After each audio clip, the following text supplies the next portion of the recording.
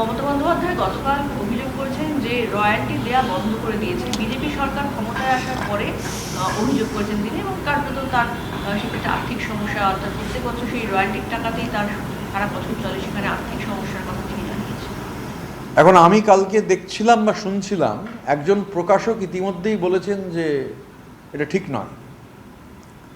মানে যেহেতু ওনার অসংখ্য বই আছে, উনি মাল্টিলিঙ্গুয়াল ট্যালেন্ট, বিভিন্ন ভাষায় বই লিখেছেন, তো বিভিন্ন প্রকাশক বই পাবলিশ করেছেন। আমি গতকাল আমার চোখে পড়েছে, মানে প্রকাশক বলেছেন না এটা একদমই ঠিক নয়।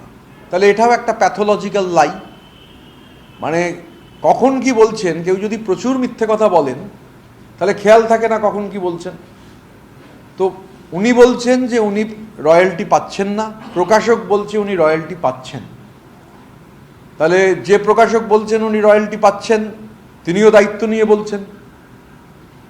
স্বাভাবিকভাবে বিষয়টি সামনে আসা দরকার। আর নতুন যেন কোনো ছবি টবি থাকে আর কি, আমি জানি না, এখন অবশ্য ছবি কেনার লোকের অভাব। এমনি আমাকে ওই কাগের ঠ্যাং বগের ঠ্যাং গিফট করলে আমি আমার বাড়িতে টাঙাবো না।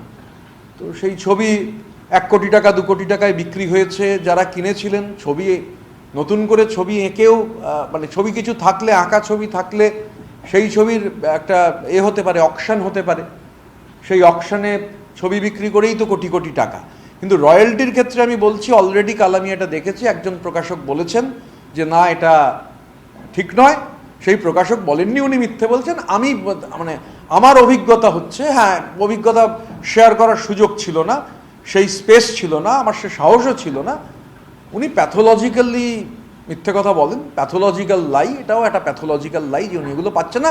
এগুলো সিম্প্যাথি কুড়োবার চেষ্টা, আর কিছু নয়। সরকারি তথ্যে দেখা যাচ্ছে যে টুলু মণ্ডলে 2024-25 অর্থবর্ষে তার 500 কোটি টাকা তার টার্নওভার ছিল তার কোম্পানি, 25-26 সেটা 400 কোটি টাকা। মানে এত টাকার কাজ কিভাবে সম্ভব? নাকি কোনো না না, কেন সম্ভব নয়? কেন?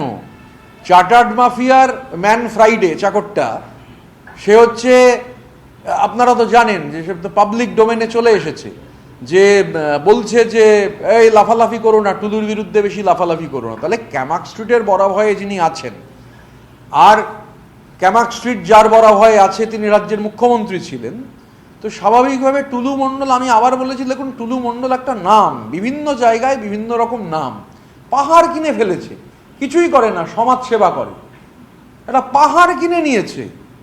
এই নেক্সাসের পার্ট, এই যে চার্টার্ড মাফিয়ার যে নেক্সাস, সেই নেক্সাসের একজন অংশ, সে একটা গোটা পাহাড় কিনে নিয়েছে উত্তরবঙ্গে, মানে লিজ নিয়েছে, কেনাই হলো আর কি। 99 বছর, 199 বছর কিছুই করে না, শুধু সমাজসেবী আর কি।